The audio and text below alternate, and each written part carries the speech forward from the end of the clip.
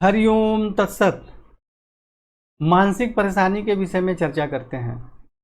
सूर्य एवं चंद्रमा का हमारे जीवन में बहुत ज़्यादा महत्व है। सूर्य हमारे आत्मा के कारक होते हैं, चंद्रमा हमारे मन के कारक होते हैं। यदि यह दोनों ही पीड़ित हो जाए तो व्यक्ति का आत्मबल और मनोबल बहुत कमजोर हो जाता है। ऐसे व्यक्ति बहुत ही ज़्यादा मानसिक तनाव में चले जाते हैं और जीवन की उन्नति में भी रुकावट एवं परेशानी होती है। सूर्य और चंद्रमा को अष्टमेश का भी दोष नहीं लगता है। सूर्य एवं चंद्रमा मार्केस भी नहीं होते हैं। अब इसी से हमें समझना चाहिए कि ऐसा ऋषियों ने क्यों बताया कि सूर्य एवं चंद्रमा का हमारे जीवन में कितना महत्व है।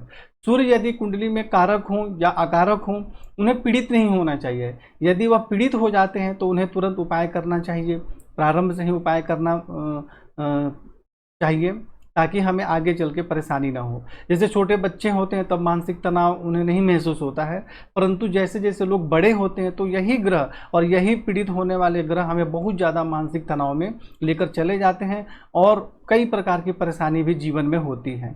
अब इस कुंडली में देखिए, सिंह लग्न की कुंडली है और सिंह लग्न की कुंडली में ही सूर्य जो है राहु केतु से पीड़ित हो गए। अब लग्नेश होकर राहु केतु से पीड़ित हो गए तो यह सबसे ज़्यादा मानसिक परेशानी का कारण बन गया। और सूर्य यहाँ नीच राशि में, परंतु 28 अंश के हैं, तो सूर्य 10 अंश तक ही नीच राशि में रहते हैं। यहाँ 28 अंश के हैं, अर्थात कि इन्हें नीच नहीं माना जाएगा। और परंतु यह अंश बल में कमजोर है, केतु के साथ विराजमान है और राहु की दृष्टि है। तो देखिए, यहाँ तो लग्नेश भी पीड़ित हो गए और सूर्य भी पीड़ित हो गए। उसके बाद चंद्रमा के विषय में देखते हैं। चंद्रमा इस कुंडली में द्वादश भाव के स्वामी हैं और चंद्रमा यहाँ देखिए नीच राशि में है, परंतु यहाँ 16 अंश के हैं। चंद्रमा जो होते हैं वह 3 अंश तक ही नीच माने जाते हैं वृश्चिक राशि में, परंतु यहाँ पर यह 16 अंश के हैं तो नीच नहीं माने जाएंगे, परंतु पक्ष बल में कमजोर हैं। चंद्रमा जो होते हैं कृष्ण पक्ष की सप्तमी से लेकर शुक्ल पक्ष की सप्तमी तक कमजोर या पीड़ित माना जाता है या पापी माना जाता है। और चंद्रमा जो है शुक्ल पक्ष की द्वितीय के हैं, यानी अमावस्या के 2 दिन बाद के ही जन्म है, तो ऐसे में भी चंद्रमा पीड़ित हो गए। और दूसरी यहाँ देखिए, शनि के साथ चंद्रमा विराजमान है, तो यहाँ आपने देखा कि सूर्य भी पीड़ित हो गया, चंद्रमा भी पीड़ित हो गया, तो यह दोनों का ही पीड़ित होना बहुत ज़्यादा मानसिक परेशानी का कारण बन गया। और यदि लग्नेश होकर सूर्य या लग्नेश होकर चंद्रमा पीड़ित हो जाए तब ऐसे व्यक्ति को बहुत ज़्यादा मानसिक परेशानी होती है।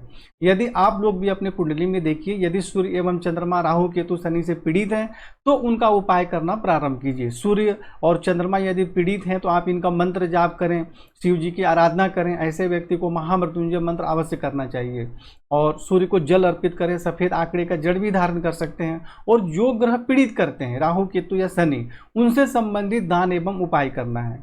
अर्थात यदि सूर्य और चंद्रमा को राहु केतु शनि पीड़ित कर रहे हैं तो हमें उनका रत्न धारण नहीं करना है, उनका मंत्र जाप अनुष्ठान नहीं करना है, उनसे संबंधित दान एवं उपाय करना है। और राहु केतु शनि से संबंधित विस्तार से दान एवं उपाय का वीडियो मेरे यूट्यूब चैनल में अपलोड है और मैंने फेसबुक पर भी और अपने वेबसाइट पर भी कई बार उसको पोस्ट कर चुका हूँ। तो इस प्रकार आप लोग सूर्य और चंद्रमा अगर किसी की कुंडली में पीड़ित है तो आप उनका मंत्र जाप करें, उनको प्रबल करें और राहु केतु शनि से संबंधित दान एवं उपाय करें।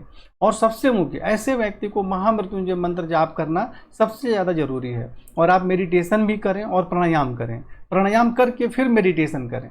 तो यह सब उपाय करेंगे तो आप एकदम आसानी से मानसिक परेशानी से बाहर निकल सकते हैं। हरिओम तत्सत।